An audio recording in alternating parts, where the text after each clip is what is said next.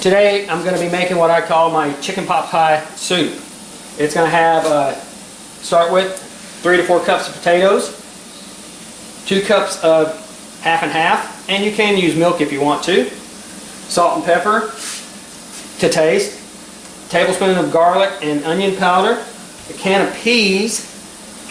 We have 3 tablespoons of flour, and if you want to do this gluten-free, you can use cornstarch, but there are a few things that you have to remember when using cornstarch. First off is use half of what the recipe calls for. So you would, instead of using 3 heaping tablespoons, you'd use 1.5 heaping tablespoons, I guess.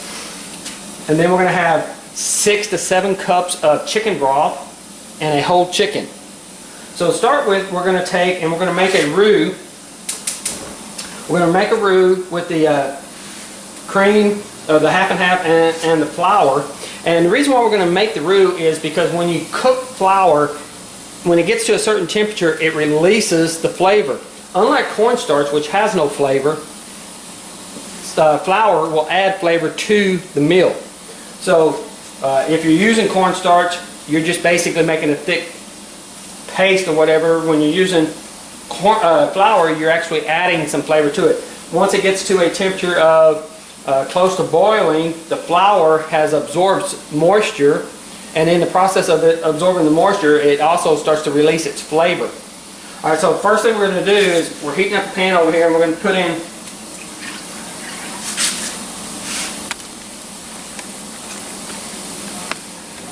we put the cream over here into the pan, and I'm going to take this flour and I'm going to sift it in slowly and kind of stir it in. I was going to mix it in together in that cup, and I forgot to do that.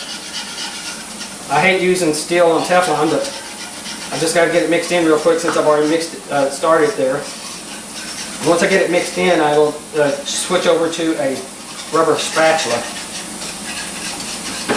And we're going to cook this on low, and we're going to produce a really super thick roux. It is going to change color slightly. It will turn to a brownish color.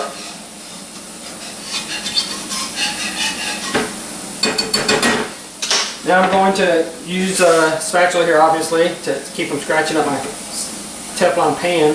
And I'm just going to keep on cooking this until it's a really thick roux. It will be probably, I don't know, 4 or 5 minutes until it's done. In the meantime, I'm fixing to take off the chicken and take it out of the stock and let it start cooling so I can debone it, and then I'll be able to use the chicken stock for the recipe. Now on my potatoes, one thing I like to do is I like to cut them into small pieces, and there's a reason for that. When you dip that spoon in that soup, you want to be able to taste some of everything. Some of the meat, some of the vegetables, some of the broth, and if you're using really large potatoes, guess what you get to eat by themselves? The large potatoes. There is a thing, if you decide to use cornstarch, keep in mind that cornstarch has some characteristics that are different than flour. First off, if you get it over about 205 degrees, it will break down and start actually releasing the water or moisture that it's gathered. If you overcook it, it will release the moisture. And if you stir it too much, it will release the moisture. So you got to keep that in mind when you're using cornstarch. Remember, to get the true flavor of flour, you have to actually get it really hot. I mean, when I say really hot, we got to get it close to a boil, if not a boil. That's when the flour starts to release its flavor. I mean, it's kind of like cooking your gravy. Your gravy really doesn't start to taste like a good gravy until right there at the end. After it's had time to get good and hot. As you can see, this is pretty thick now. We're going to go a little thicker. Okay, I've drained off the chicken stock away from the chicken so that I can use this, and the chicken's over cooling so I can take it apart.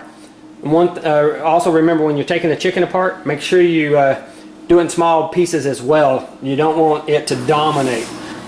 Okay, I put in about 4 cups of the chicken broth along with my roux. I'm just going to stir it in really good, make sure it's blended really well.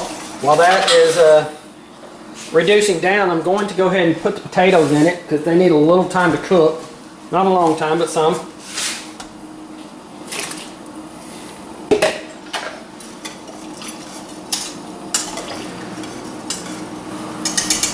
Okay, I've added the garlic powder, the onion powder, the salt and the pepper, and as you can see, it's already starting to look like it's thickening up. So we're going to let this go ahead and simmer. You can put it on low and let it simmer for a while I take care of deboning the chicken.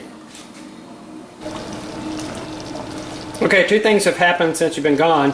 One is that I deboned the chicken, and instead of throwing the bones out, I'm going to add a little more water to the broth I had left over, and I'm going to cook it down some more and gain a little extra broth that I can freeze and use for other projects, or we can have it straight as a broth soup. Second thing is, I've reduced the cream and potatoes down. One thing you don't want to do is you don't want to stir it too much with your potatoes in it because you'll cause them to disintegrate. But if you want it thicker, you can just let it either cook a little longer, or don't put your potatoes in the beginning and reduce your stock down just a little before you put the potatoes in. I've got this down to a pretty good consistency that would be in a pot pie, and it's going to thicken up a little more still. I'm not a vegetarian, so that must make me a meatitarian. I'm fixing to put the whole chicken in. I deboned it and taken the skin off, and put the skin is actually over in boiling right now. So here goes the chicken. I'm going to stir it in real good. You can see how thick that's already getting. And I have this on my burner at a really low flame. I'm using my center burner because I can go lower flame than these outer burners. So I've got this down to a real low flame. It's thickening up nicely. Alright, we're ready to put the peas and carrots in.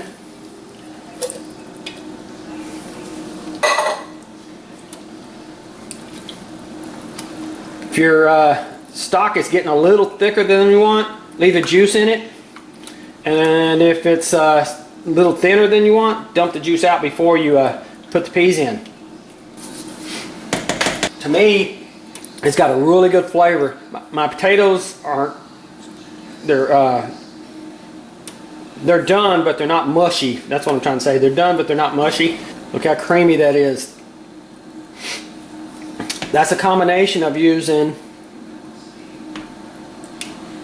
the half and half and making a roux rather than just dumping the milk and the cream, or the cream and the flour and the stock in one pan and just cooking it down. The difference becomes evident in the thickness of the roux that you put in the beginning with the thickness of what's here. And like I said before, if you're gluten-free, you can substitute cornstarch.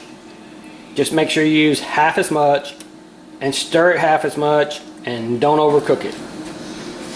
Thank you for watching my video, and if you try this at home, be sure to post and tell me how it come out. If this doesn't take the chill out of your bones, then you were not cold to start with.